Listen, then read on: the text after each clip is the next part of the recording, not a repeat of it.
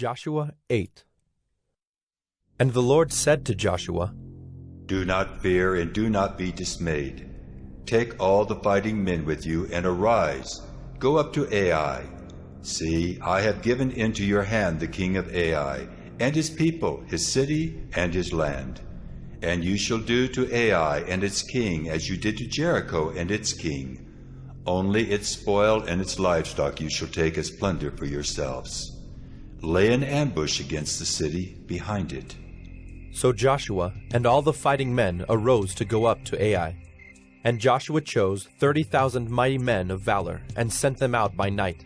And he commanded them, Behold, you shall lie in ambush against the city behind it.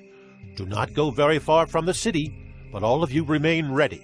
And I and all the people who are with me will approach the city.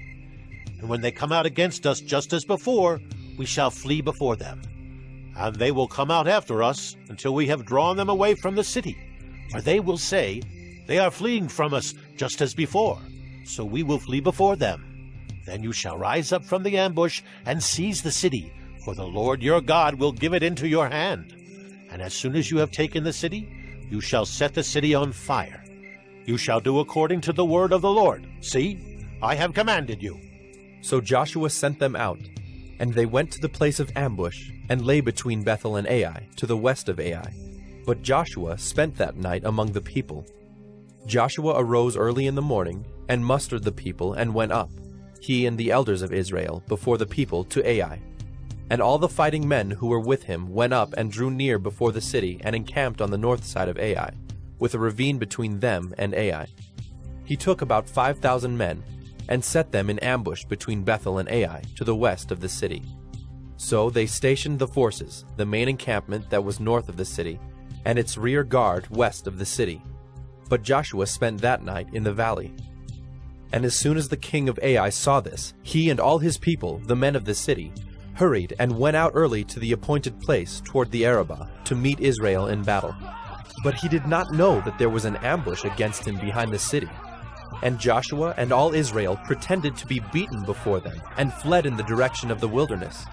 So all the people who were in the city were called together to pursue them. And as they pursued Joshua, they were drawn away from the city. Not a man was left in Ai or Bethel who did not go out after Israel. They left the city open and pursued Israel. Then the Lord said to Joshua, Stretch out the javelin that is in your hand toward Ai, for I will give it into your hand. And Joshua stretched out the javelin that was in his hand toward the city. And the men in the ambush rose quickly out of their place, and as soon as he had stretched out his hand, they ran and entered the city and captured it.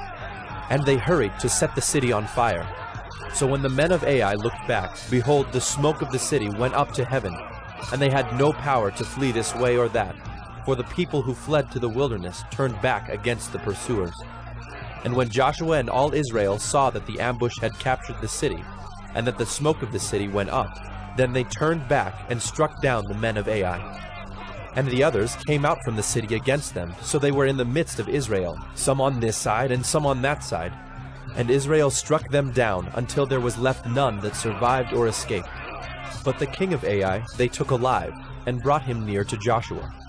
When Israel had finished killing all the inhabitants of Ai in the open wilderness where they pursued them, and all of them to the very last had fallen by the edge of the sword, all Israel returned to Ai and struck it down with the edge of the sword. And all who fell that day, both men and women, were 12,000, all the people of Ai. But Joshua did not draw back his hand with which he stretched out the javelin, until he had devoted all the inhabitants of Ai to destruction. Only the livestock and the spoil of that city Israel took as their plunder, according to the word of the Lord that he commanded Joshua. So Joshua burned Ai, and made it forever a heap of ruins, as it is to this day. And he hanged the king of Ai on a tree until evening. And at sunset Joshua commanded, and they took his body down from the tree, and threw it at the entrance of the gate of the city, and raised over it a great heap of stones, which stands there to this day. At that time Joshua built an altar to the Lord, the God of Israel, on Mount Ebal, just as Moses, the servant of the Lord, had commanded the people of Israel, as it is written in the book of the law of Moses, an altar of uncut stones, upon which no man has wielded an iron tool.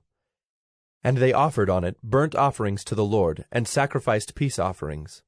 And there, in the presence of the people of Israel, he wrote on the stones a copy of the law of Moses, which he had written. And all Israel, sojourner as well as native-born, with their elders and officers and their judges, stood on opposite sides of the ark before the Levitical priests, who carried the ark of the covenant of the Lord, half of them in front of Mount Gerizim, and half of them in front of Mount Ebal, just as Moses, the servant of the Lord, had commanded at the first, to bless the people of Israel.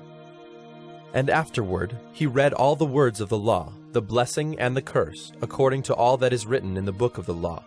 There was not a word of all that Moses commanded that Joshua did not read before all the assembly of Israel, and the women and the little ones and the sojourners who lived among them.